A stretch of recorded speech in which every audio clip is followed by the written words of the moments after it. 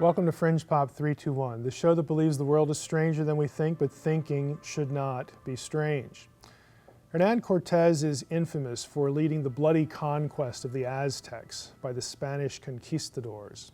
Thanks to television shows like Ancient Aliens, many educated people around the world believe that one of the reasons the Spanish were able to overwhelm the native population was that the Aztecs believed the Spanish conquistadors were their ancient gods returning to the Aztec homeland. Allegedly, Cortés was mistaken for the returning Quetzalcoatl by the Aztecs, in part because of his appearance, and in part because the date of his arrival, 1519, amazingly coincided with the year the Aztec deity had promised to return. Now, there are still some people around who really like this idea, especially. We had the Ancient Aliens community, of course, we mentioned them.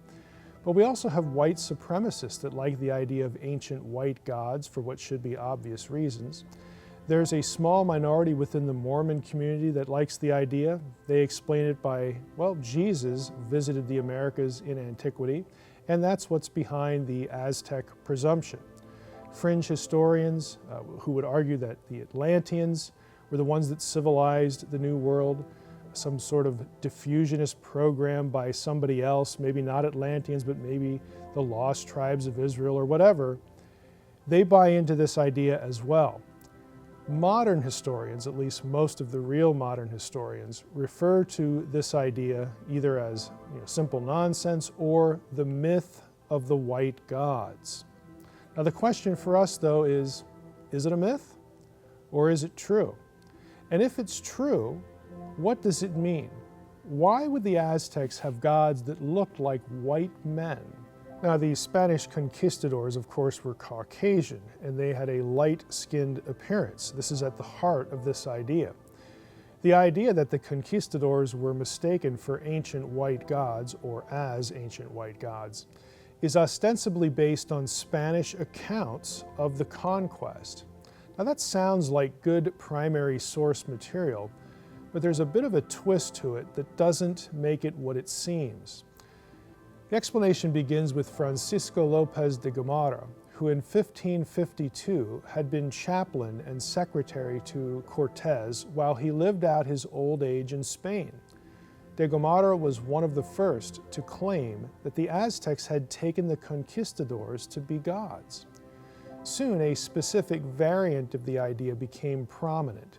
The Aztecs thought that their god Quetzalcoatl, who long ago had left their land to journey east, promised to return from that direction on a certain specific date.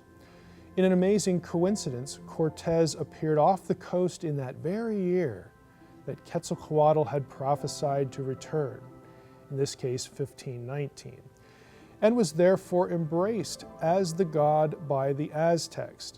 Now, let's think about what we're talking about here. We're assuming, again, based upon these alleged Spanish accounts, that Cortés's appearance in 1519 coincided with a prophecy about Quetzalcoatl, and that Quetzalcoatl was somehow associated with a light-skinned appearance. Hence, you have Cortés being received as the great white god and the conquistadors, great white gods, with him. The idea is very often repeated on TV shows and online. I've heard it myself, but all is not what it seems. There are significant problems with the idea that the Aztecs saw Cortés and the conquistadors as gods. First, there's no actual written evidence from the Aztecs that they saw Cortés or the Spaniards as these white gods. Second, there's also no meaningful evidence that any story about Quetzalcoatl's returning from the east ever existed before the conquest. Now, did you catch those two phrases? Evidence that comes from the Aztecs and evidence that exists before the conquest. In other words, the idea that the Aztecs thought the Spanish conquistadors were returning white gods or returning Quetzalcoatl doesn't come from Aztec sources. Rather, it derives from Spanish sources after the conquest, meaning that at best the idea is speculation, and at worst, it's propaganda. Third, Spanish sources about this are also contradictory. There are Spanish sources, for instance, Book 12 of the Florentine Codex, worked on from 1550 through 1570, again after the conquest, that say that when the first Spanish explorer, Juan de Grijalva, arrived on the Mexican coast in 1518, he was taken to be Quetzalcoatl. So Cortez wasn't the first, and the year of the initial arrival is wrong.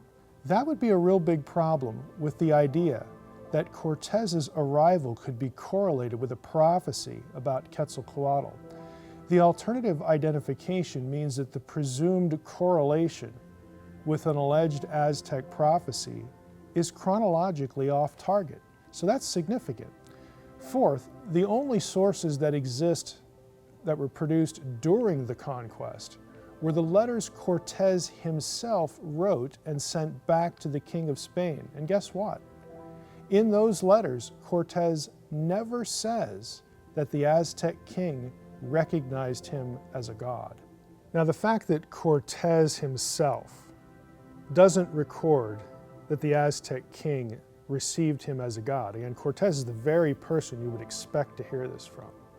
You would think that would shut the door on the whole issue. But it doesn't. There's an objection. The Aztecs interviewed for the Florentine Codex project by the Spanish did indeed refer to the Spanish with the Aztec word teotl. The Spanish rendered this word in their sources as teul, which they translated as God, G-O-D. The explanation for that, though, really isn't that difficult.